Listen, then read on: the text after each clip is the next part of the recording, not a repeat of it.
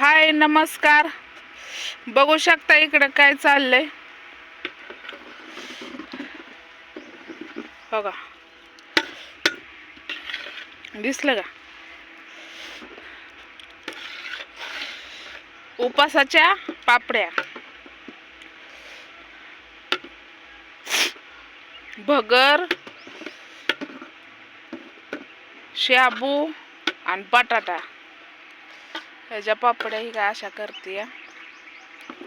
एक घालून बघितली, छान आली, मस्त आली. तर चला घेतो घालून, बघा असंच कणाकणाच. आता मी घरात बानूला चारत ही होती ना, त्यामुळं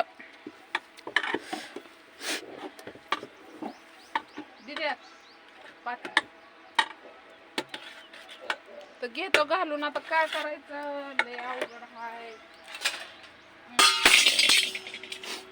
तर काय सांगायचं तुम्हाला, आमच्या इथं 9 दिवसाचा उपास. आता पाडवा होऊन 7 दिवसांनी घट बसायचं. धुणं सारवण आलं, त्यामुळं म्हणलं पटकन शेड उभा होईल. तर सगळं सामान फिमान आणून ठेवलं. सामान आणून ठेवलं आणि म्हणलं अगो बया, आणि आता माणूसच भेट नाही, माणूसच भेट ना. काय करावं, लय अवघड झालं.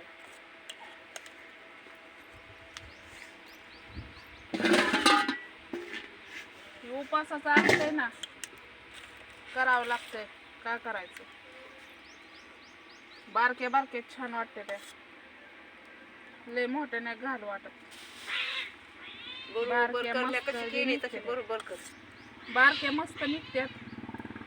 हे आमच्या आईची बघा लय भदारी, तेच बरं आहे. ते आकसून बसते पुन्हा आकस त्याच्या उन्हाचा तेवढीच घाल. बारके छान वाटते. अर्धा किलो शाबू, अर्धा किलो भगर आणि अर्धा किलो गाठी फोड जरा चिमच्याने. तिने गाठी जरा झाली, गाठी होतच असते रे. तिला हलवा म्हणलं होतं, गाठी होत्यात. टेन्शन देना का नाही बाबा, टेंशन देना का.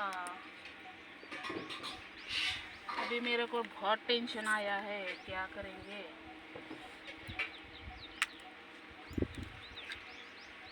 क्या है,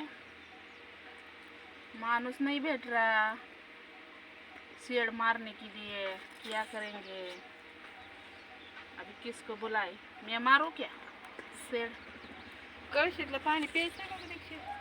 सगळं सामान आणलं मला, आता माणसांसाठी नडलं. काय करायचं.